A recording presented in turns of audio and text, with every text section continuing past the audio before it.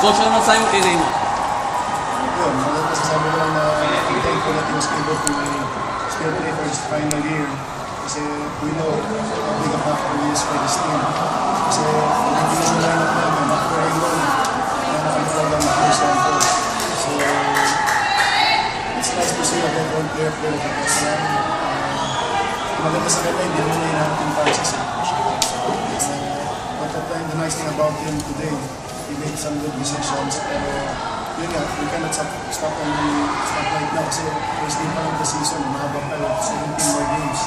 So, we just have to be consistent. Tsaka kailangan magpa-condition, tuloy.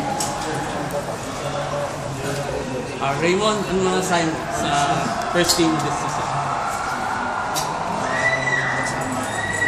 Masaya siyempre panalo, pero hindi pa maganda kasi first team.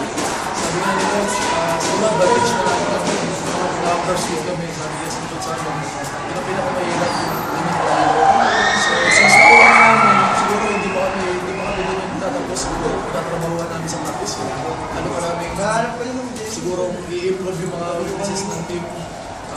As of now naman, talaga yung genuine na team talaga, tsaka maganda eh.